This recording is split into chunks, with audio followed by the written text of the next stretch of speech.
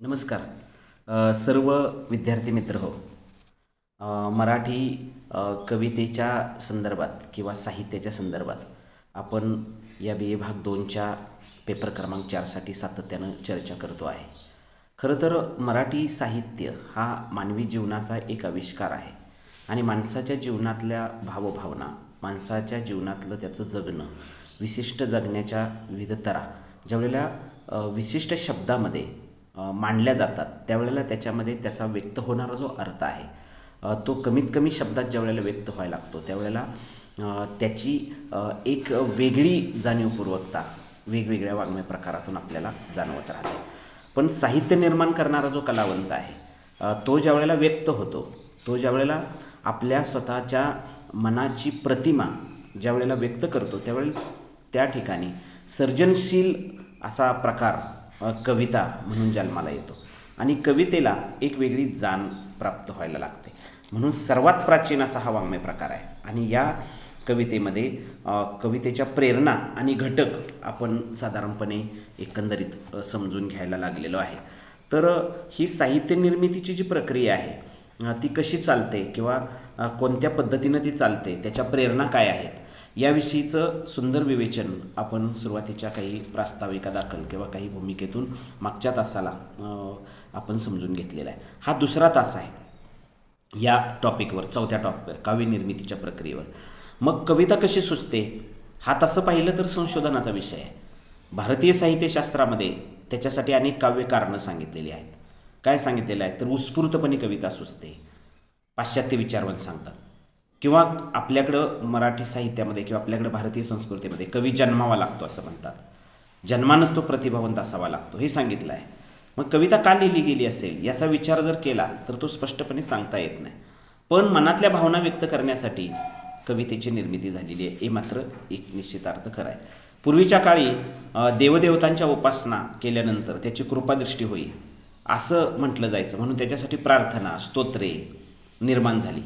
कालांतरानं अध्यात्मशक्ती, भक्ती, वेदांत यासारख्या विषयावर लिहिलं जाऊ लागलं आणि मग पुराण प्रक्रियेतून कधी कधी कविता आकाराला आली, कधी पराक्रमी पुरुषाबद्दल लिहावंसं वाटलं आणि म्हणून ते लिहिताना मग समाजातील विविध प्रसंग किंवा त्या पुराण पुरुषाविषयीचं त्याचा कार्यकर्तृत्व ज्यावेळी मांडलं जायला लागलं त्यावेळी पोवाडा तयार झाला. एखाद्या सौंदर्यवतीचं सौंदर्य वर्णन करताना लावणी तयार झाली. म्हणजे भोवतालच्या वातावरणाचा रगेलपणा आणि रंगेलपणा त्या ठिकाणी तिथं जाणवू लागला. म्हणून कविता निर्मितीसाठी कारणीभूत घटकच आहे तो, म्हणजे भोवतालचं वातावरण, त्यानंतर रंगेलपणा, रांगडेपणा किंवा तिथला वेळ, प्रसंग, ह्या सगळ्या म्हणजे दैनंदिन जीवनातून कविता लिहिली गेली तर मग निसर्गानुभव येतो, प्रणय अनुभव येतो, राजकीय सामाजिक वास्तव येतं आणि मग कवितेसाठी ही कारणं ठरतात. म्हणजे कवितेच्या तसं पाहिलं तरी कारणच ठरतं. म्हणजे समकालीन जीवनाची स्थिती किंवा गती याच्यातून कविता निर्माण केली गेली तर मग अन्याय, अत्याचार, शोषण, पिळवणूक हे सुद्धा कवितेतून एकंदरीत चित्रित व्हायला लागलं. मग दलित कविता जन्माला एकंदरीत आलेली आणि त्याचं मूळ आपल्याला दिसतं तुकोबांच्या अभंगामध्ये. तुकोबांनी आपल्या स्वतःच्या आयुष्यामध्ये जे काही भोगलं, अनुभवलं आणि प्रत्यक्षरित्या त्यांच्या वाट्याला जे आलं त्याचं इत्थंभूत चित्रण त्यांच्या अभंगवाणीतून चित्रित झालेलं आपल्याला पाहायला मिळतं. म्हणजे वास्तव परिस्थिती, घटना, प्रसंग या जोरावरती कविता कुठंतरी आपल्या स्वतःच्या जीवनाचा प्रवास करते आहे असं एकंदरीत जाणवत आहे. मग कृषी जीवन असेल, स्त्री जीवन असेल, मानवी अस्तित्व असेल, शाश्वतता, विविध चळवळी किंवा आंदोलनं, अशा अनेक घटनांमध्ये काव्य निर्मितीची बीजे जी आहे ती सापडत असतात आणि म्हणून कवितेची निर्मितीची कारणं सांगता अनेक येतात काव्य निर्मितीची आणि ती कारणं आपण समजून घेणं गरजेचं आहे. म्हणजे कविता स्पष्टपणे कशी आकारायला येते हे मात्र सांगता येत नाही, मग स्पष्टपणे सांगताच येत नाही. खरं तर कोणताच कवी कविता सुचण्याची, कविता निर्माण करण्याची, कवितेतून विषय मांडण्याची नेमकी प्रक्रिया कशी झाली हे सविस्तरपणे सांगू शकत नाही. म्हणजे तो मांडेल माझी कविता कशी सुचली वगैरे मांडेल, पण नेमकी प्रक्रिया कशी झाली सुचत नाही, कारण ते बीज पडतं. एखादा प्रसंग अस्वस्थ करतो, एखादी गोष्ट मनात चटदिशी येते आणि मग ती त्याला खतपाणी घातलं जातं, त्यावेळी त्याचं काहीतरी पुढं तयार होतं किंवा त्याच्यातनं काहीतरी त्याचा रिझल्ट मिळतो आणि अशी प्रक्रिया एवढंच तो सांगेल. आणि म्हणून कविता अंतःकरणातून येते, अस्वस्थ वाटतं कविता करतायच्या वेळेला सुस्त आणि मग त्याच्यातून आकलनातून त्याचा विचार प्रक्रियेतून कवी सांगत जातो आणि मग तिथं निर्मितीचं बीज पडलेलं असतं. काव्य निर्मितीला कारण ठरणं एवढंच सूचितार्थ तिथं घ्यायला काय हरकत नाही. आणि म्हणून अस्वस्थतेतून किंवा भोवतालच्या एखाद्या प्रसंगातून कवीच्या मनात बीज पडतं आणि प्रत्यक्ष लेखन करताना तो कारागिराचं काम करत असतो.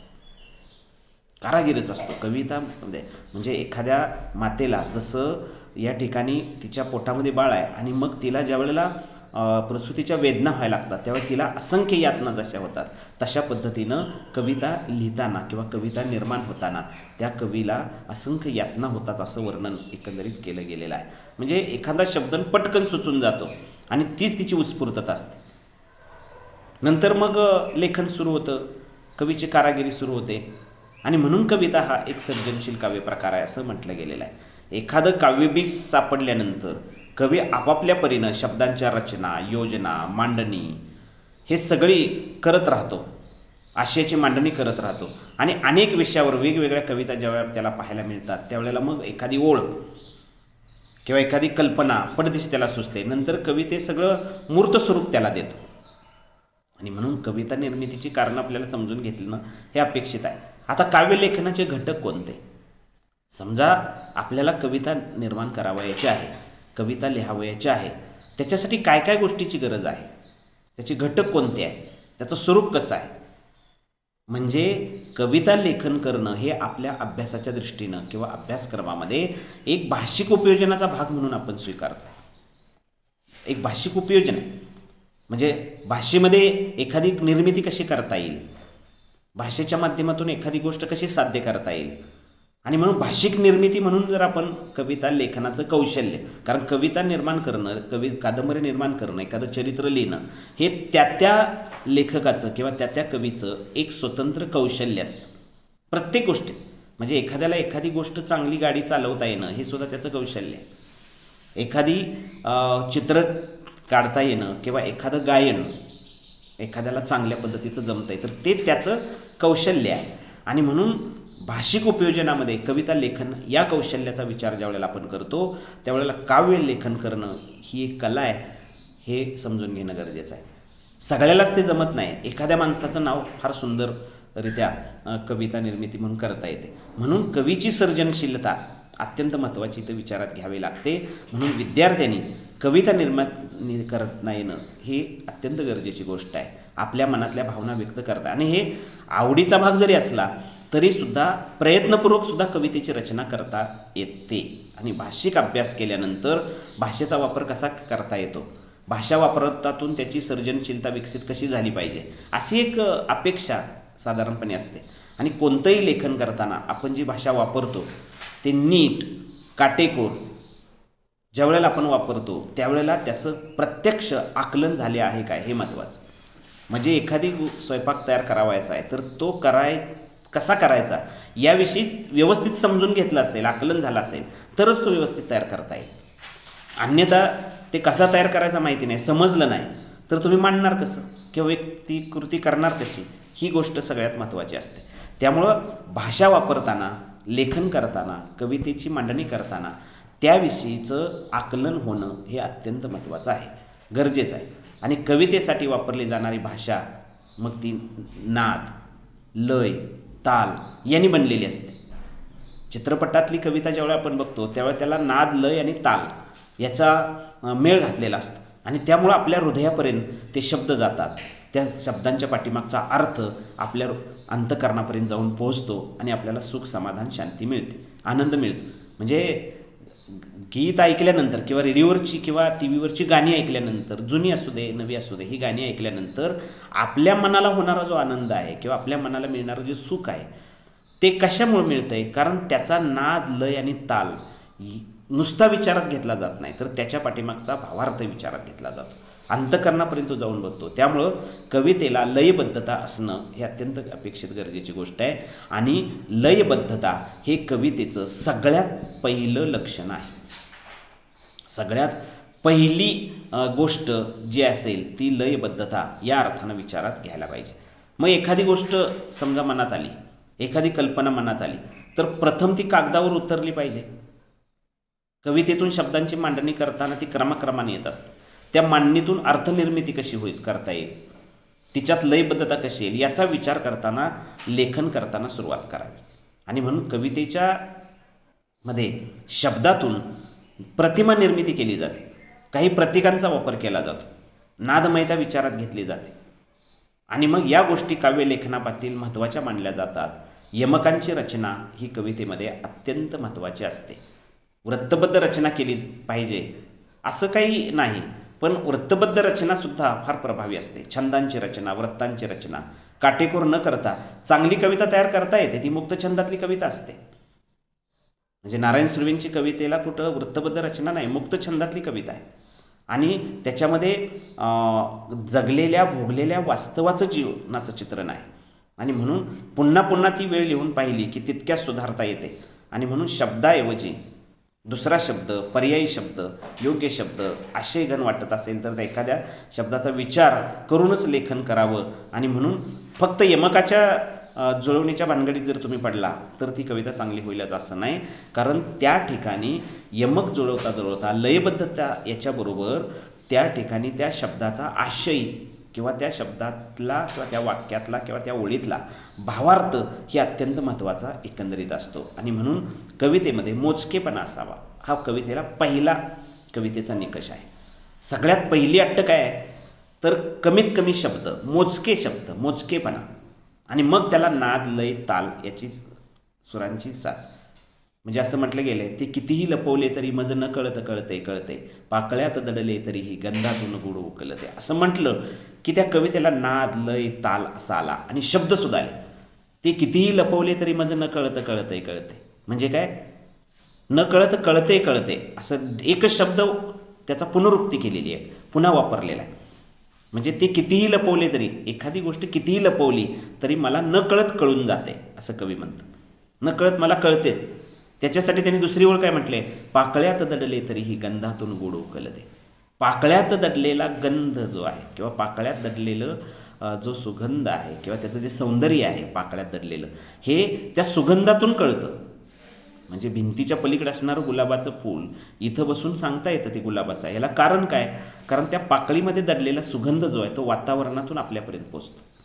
तो भिंतीच्या असणाऱ्या फटीतून पार करून तो इकडे येतो आणि मला ज्या वेळेला तो सुगंध माझा त्याचे संवेदना ज्यावेळेला माझ्या नाकाला होते त्यावेळी मी म्हणतो की गुलाबाचं फूल आहे पलीकडं.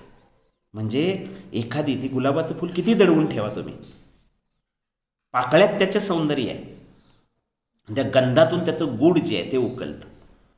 म्हणजे कवितेला ही गोष्ट कवीला काय जाणवलेली आहे, म्हणजे या जगातल्या असंख्य गोष्टी आहेत की ज्या कितीही लपवल्या तरी लपून राहत नाहीत, त्या कळतच राहतात.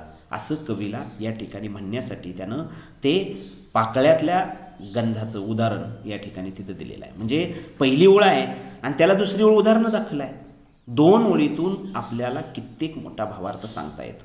म्हणजे तिथं योग्य शब्द वापरला गेला आहे, प्रतिमा योग्य वापरली गेलेली आहे, नाद, लय, ताल वापरला गेला आहे, कमीत कमी शब्दांची जुळणी केली गेलेली आहे आणि कवितेमध्ये मोजकेपणा आणलेला आहे. आता हे दोन ओळींचीच कविता आहे. त्याच्या पुढाने दोन दोन दोन दोन ओळीचे असं करत या ठिकाणी कवी पुढं गेला आहे आणि मग कविता झाल्या. म्हणजे गंधातून गुड उकलते असं कवी म्हणते. म्हणजे घन वाढता आषाढाचे मग नवकी चाहूल येते असं कवी म्हणते. म्हणजे पाऊस कवी म्हणतोय. म्हणजे दुसरी पुढची ओळ आहे, मातीत पडलेले बीज जरी नैना दिसते. नयन म्हणजे डोळे. मातीत पडलेलं बीज जरी डोळ्याला दिसत नसलं तरी आषाढाची चाहूल ज्या वेळेला लागते त्यावेळेला या ठिकाणी मला त्या अंकुराच्या रूपानं त्याचं गूढपण जे आहे ते लक्षात येतं. तर काय आहे ते, म्हणजे मातीत पडलेलं बीज डोळ्याला दिसत नाही पण अंकुर आला की ते कळतं कशाचं आहे. म्हणजे एखादी गोष्ट किती जरी लपवली तरी ते लपून राहत नाही, उत्स्फूर्तनं ती समजत राहते. हे सगळा वेगळा विचार ज्यावेळेला आपण समजतो त्यावेळेला कवितेला सूचकता हा निकष आहे. सूचक तुम्हाला काय निर्देश करायचा आहे, सूचकता त्याच्यात सगळ्यात महत्त्वाची आहे. सूचना काय करायची आहे, कवीला सांगायचं आहे की मला या जगात किती गोष्टी तरी लपवल्या तर त्या लपून राहत नाहीत हे कवीला सांगायचं आहे. ते सांगण्यासाठी त्यांनी ते मातीत पडलेल्या बीजाचं, त्या असणाऱ्या अंकुराचं उदाहरण दिलेलं आहे. किंवा सुरुवातीला सांगितलं की फुलाचं ते उदाहरण दिलेलं आहे. सुगंधाचं उदाहरण दिलेलं आहे. म्हणजे हे का सांगतोय कवी, तर सूचकतेचा अर्थ कवी उलगडून सांगत असतो, सूचकपणे सांगितलेला असतं. म्हणजे गरजेपेक्षा जास्त लिहू नये कवितेमध्ये, कमीत कमी शब्द, त्याची लय, ताल, ह्या गोष्टी सगळ्यात महत्त्वाच्या आहेत. आणि म्हणून भाषिक उपयोजन योग्य पद्धतीने करणं हे काव्यलेखनातलं अत्यंत महत्त्वाचं वैशिष्ट्य आहे किंवा महत्त्वाचा तो भाग आहे. प्रत्यक्ष गद्यरचना आणि पद्यरचना याचा विचार करताना खालील एक उदाहरण जे आहे ते तुम्हाला बरंच काही सांगून जाईल किंवा एक उदाहरण तुम्हाला त्याच्यामध्ये मांडून जाईल आणि ती कविता कशी लिहिली जाते हे जडदिशी लक्षात येईल. आता बघा कविता कशी तयार होते, म्हणजे कशी होते बघा. मातीतला कोंब होरपळू नये, जगण्याची बोंब होऊ नये, असं एक गद्य वाक्य आहे. मातीतला कोंब होरपळू नये असं कवी म्हणतोय आणि मग जगण्यातली बोंब होऊ नये असं एक वाक्य आहे.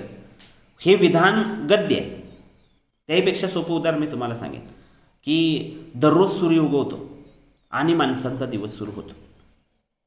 दररोज सूर्य उगवतो आणि माणसांचा दिवस सुरू होतो, दोन वाक्य आहेत किंवा आणि या अभयाने अव्ययानं ते वाक्य दोन्ही जोडलेले आहेत. ही गद्य वाक्य आहे. तसंच एक वाक्य आहे, मातीतला कोंब होरपळू नये, जगण्याची बोंब होऊ नये. आपण ही कविता सरळ विधान करतो, पण व्याकरणाच्या नियमाप्रमाणे कर्ता, कर्म, क्रियापद ही रचना आहे. म्हणजे काय, मातीला करू नये हे क्रियापद शेवटी आलेलं आहे, कोंब हे कर्म आहे आणि माती हे तसं कर्ता आहे. म्हणजे नाव, एखादं नाव किंवा तो येतं ज्या त्यावेळी तो कर्ता असतो. कर्ता, कर्म, क्रियापद अशी रचना आहे. दोन विधानात एकूण 8 शब्द आहेत. मातीतला कोंब होरपळू नये 4, जगण्याची बोंब होऊ नये 4, असे 8 शब्द आहेत. आता या 8 पैकी एकही शब्द न बदलता त्याच्यातल्या कोणत्या तरी शब्दाला कोणता तरी प्रत्यय वगैरे न लावता हे शब्द जसेच्या तसे वापरून कविता निर्माण कशी करता येईल, असा विचार जर केला किंवा असं जर कल्पना डोक्यामध्ये ठेवली किंवा असं जर आपण समजून घेतलं तर त्यासाठी विशिष्ट पद्धतीनं रचना करावी लागेल. कसं आहे, मातीतला कोंब होरपळू नये 4 शब्द एका ओळीत आहेत आणि त्याच्याच पुढं जगण्याची बोंब होऊ नये एकाच ओळीत हे आहे, 8 शब्द आहेत. पण मातीतला कोंब होरपळू नये असं काय म्हणायला लागेल, मातीतला कोंब होरपळू नये, जगण्याची बोंब होऊ नये, हे मातीतला कोंब एका ओळीत, दुसऱ्या ओळीत खाली होरपळू नये, जगण्याची बोंब एक तिसऱ्या ओळीत, चौथ्या ओळीत होऊ नये, अशी ओळ केली तर ती कवितेची रचना असल्यासारखी आहे किंवा कवितेची मांडणी अशी असते. एका ओळीत 4 शब्द, दुसऱ्या ओळीत 4 शब्द, तिसऱ्या ओळीत 4 शब्द, एका सरळ वाक्यात लिहिलं तर ते गद्य होईल. पण कवितेत केलं, पण याहीपेक्षा आता त्याचा शब्दांचा जर क्रम बदलला तर त्याला लय येईल. शब्दांचा जर क्रम बदलला त्याला लय येईल, ताल येईल. लयबद्धता कवितेचा सगळ्यात महत्त्वाचं लक्ष काय येईल. आता आपण लिहिलेलं आहे, मातीतला कोंब होरपळू नये, जगण्याची बोंब होऊ नये, हे 2-2 शब्द एका एका ओळीत लिहिले, एका खाली एक, तर ती कवितेसारखी मांडणी झाली. पण हे व्याकरणाचे नियम आता पाळायचे नाही. म्हणजे इथं कर्ता, कर्म, क्रियापद याची रचना विचारात घ्यायची. अगोदर कर्ता, नंतर कर्म, नंतर क्रियापद, कर्ता अधिक कर्म अधिक क्रियापद, क्रियापद शेवटीच आलं पाहिजे असं काही मानायचं नाही. तर तिथं काय करायला पाहिजे, मातीतला कोंब म्हणण्यापेक्षा कोंब मातीतला असं जर म्हटलं, म्हणजे मातीतला कोंब म्हणतात, एक कोंब शब्द अगोदर घेतला, कोंब मातीतला होरपळू नये आहे तसं ठेवा. आणि जगण्याची बोंब म्हणण्यापेक्षा बोंब जगण्याची होऊ नये. काय केलंय बघा, पहिल्या वाक्यातला दुसरा शब्द अगोदर घेतला आणि पहिला दुसरा टाकला, दुसऱ्या वाक्यातला पहिला शब्द नंतर टाकला आणि त्याच्यानंतरचा तो शब्द दुसरा होता तो अगोदर घेतला. कोंब मातीतला होरपळू नये, जगण्याची बोंब होऊ नये, त्याला लय आली, त्याला ताल मध्ये ती बसतं, मीटरमध्ये बसतंय. त्याला संगीताची साथ दिली तर ते गीतामध्ये त्याचं रूपांतर होईल आणि मग कानाला संगीत, गीत, लय, ताल, स्वर याच्यामुळं या गोष्टी सगळ्या कानाला गोड वाटतील आणि मग हृदयापर्यंत जाऊन पोचतील. त्याच्यातला स्वतंत्र भावार्थ व्यक्त होईल. म्हणजे मातीतला कोंब होरपळू नये, जगण्याची बोंब होऊ नये याचा गद्य अर्थ समजतच होतं. म्हणजे मातीत टाकलेला जो बीज आहे त्याच्यापासून आलेला जो कोंब आहे तो होरपळू नये, कारण त्याला खत पाणी ओलावा असला पाहिजे असं म्हणायचं आहे. आणि जगण्याची तर बोंबच होऊ नये, म्हणजे बोंब जगण्याची कधी होणार नाही, जर तो कोंब होरपळून नाही गेला तर आपल्या स्वतःच्या आयुष्यामध्ये जगण्यामध्ये काही अडचण जर नाही आली तर आपलं जीवन उद्ध्वस्त होणार नाही. या अंगानं त्याचं आहे. म्हणजे ही रचनासुद्धा कवितेची आहे. म्हणजे तिला कवितेचा एक घाट आहे. शब्दांची जागा बदललेली आहे आणि कवितेला रूप प्राप्त झालं आहे. कशाचं? कवितेचं रूप प्राप्त झालं आहे शब्दांना. आणि कवी एखाद्या रचनेबरोबर थांबला नाही तर पुन्हा पुन्हा ते शब्द बदलून त्यानं टाकलेले आहेत. एकच काम केलं आहे, पहिला शब्द दुसऱ्या ठिकाणी आला आणि दुसरा शब्द पहिल्या ठिकाणी आणलेला आहे दोन्ही वाक्यामध्ये. आणि मांडणी करताना कवितेसारखे केली. एका ओळीत 2 शब्द, दुसऱ्या ओळीत त्याच्या पुढचे 2 शब्द, एका खाली एक. 4 ओळीमध्ये तुम्हाला 8 शब्द बसवले गेलेले आहेत. ही कवितेची रचना आहे. हे जर एका ओळीत लिहिलं तर ते गद्य होईल, अशा पद्धतीने लिहिलं तर ते पद्य होईल. आणि व्याकरणाची मोडतोड जर केलं तर त्याला लयबद्धता येईल. मला वाटतं लयबद्धता हे अत्यंत महत्त्वाचं वैशिष्ट्य आहे. कविता कशी लिहायची? तुम्हाला सुद्धा कविता लिहिता एक गद्यवाक्य 2 लिहा, त्याच गद्यवाक्य कवितेच्यात मांडणी करा आणि शब्दांची मोडतोड करून मागं पुढं करून त्याला लयबद्धता आणा. अशा पद्धतीने कविता तयार करता येते. आपण क्लासमध्ये ज्या वेळेला येणार आहे त्यावेळेला निश्चितपणे आपण हा प्रयोग करून बघूया. तुम्हाला काय वाटतंय हे 2 वाक्य लिहायची आणि तीच कवितेत मांडणी एकंदरीत करावयाची आहे. तुम्ही शांत चित्तानं ऐकलं त्याबद्दल धन्यवाद.